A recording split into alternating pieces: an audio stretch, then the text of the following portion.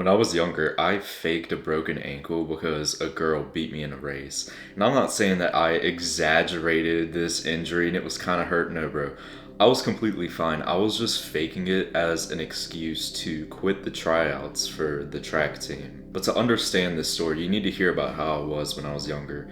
When I was a young teenager, I was horrible at sports. And this isn't me being humble and saying, oh, I wasn't the best, but I was decent. I was ass. Okay, I was literally obese, and so eventually my parents bought me this like coach, for basketball. They were paying him, I think, like $100 a week or like $100 every 2 or 3 weeks, something like that, something crazy. And so I was training with him, and eventually he told me you should go try out for the track team.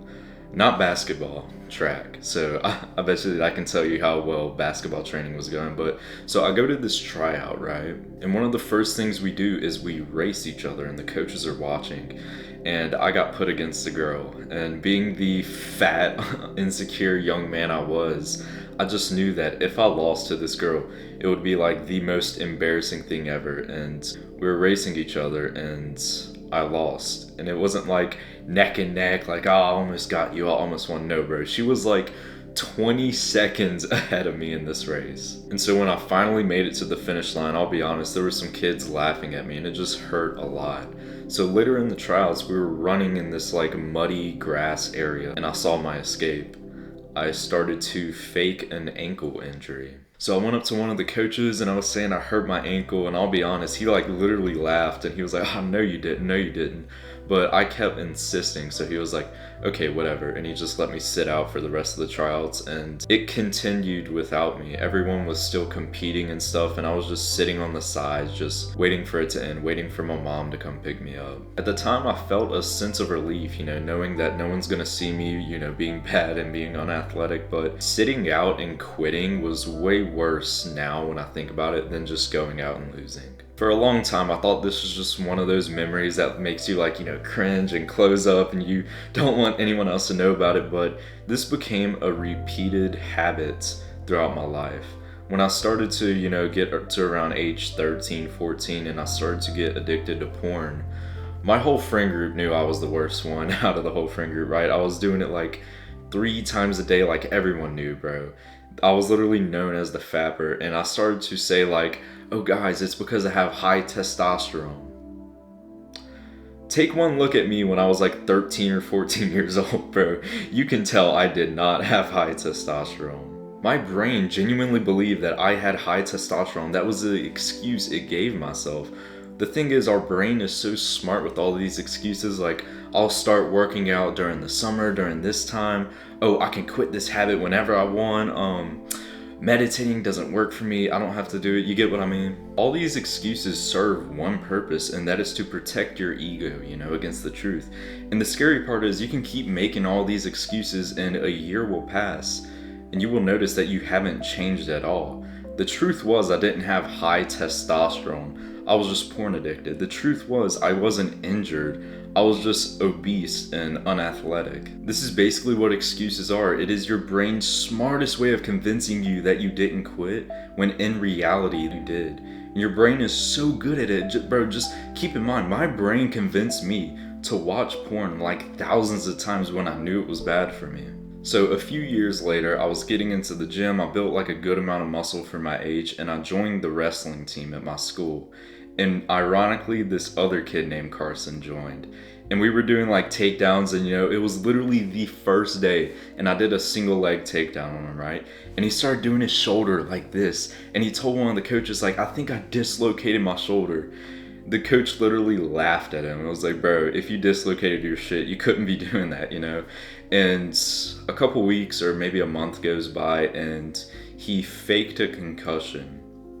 Like, he was literally laying on the mat, like, with his eyes closed and acting like he was, like, completely knocked out or something. And everyone on the team, the wrestling team, was just, like, kind of laughing at him, pointing at him, like, saying, stop being a bitch, get your ass up. But part of me just resonated with him. Part of me understood, because that was the exact same thing that I did when I was younger. Keep in mind, bro, this dude literally had the same name as me, and he had the exact same physique I used to have. You know, at the time I had muscle, but he literally was like obese, just like my younger self, bro. When you're the guy making the excuse, you feel like no one understands, and your brain truly convinces you that you are just like the special outlier of this thing. A lot of times we're making all this bullshit up, but in the long run, it is a detriment to our happiness. Like, you could have started working out so long ago when you heard about it, but you didn't. You just sat around thinking about it. I want you to notice right now, as you hear the words I am saying, your brain is getting pissed at me. That is exactly what I'm talking about. And thinking of whatever excuse it can throw out, like, oh, Carson, the gym is too expensive, I can quit whenever I want, meditating doesn't work for me, you get what I mean? Bro, do you think I was good at working out when I first started?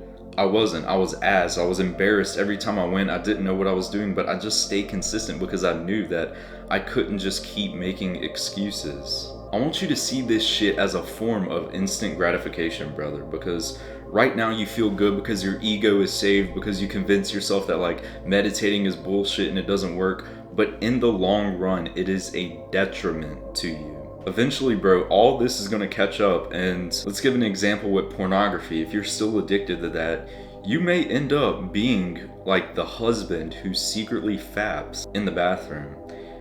Your brain is probably saying like, oh no, that can't be me, but brother, I'm telling you right now, there's some guys watching this that aren't quitting, and they will become one of those guys. Hell, dude, you may end up becoming one of these like fat middle-aged guys that go in the comments of like fitness influencers and like make fun of them or say like, oh no, it's steroids, it's genetic, you get what I mean? So here is a practice I want you to do. I want you to think about yourself a year ago from now. So right now it's summer as I'm recording this, so think about last summer, right? Have you like moved the chart up at all? Have you improved? Because I'll be honest, bro, if you haven't, you should feel disgusted in yourself. Like, I remember, let's not be pessimistic, right? When I was younger, I remember thinking that when I was like a child, right?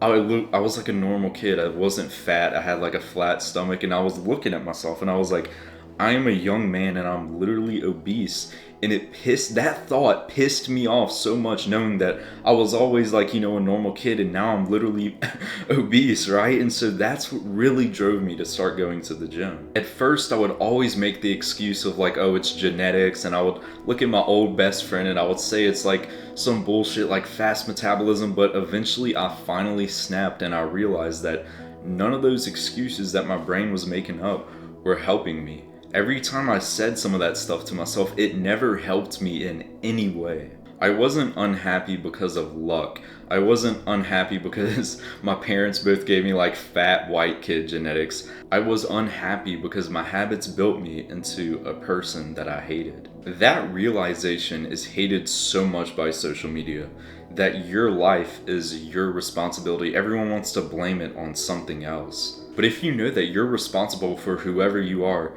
you're gonna start to realize that you hold all of the power. You can, in a year from now, you can look back at yourself right now and be like, holy shit, I changed so much. You hold the power. Stop protecting your ego with excuses. Just like raise your hand and say, I'm responsible for who I am right now, but I'm responsible for who I am in the future.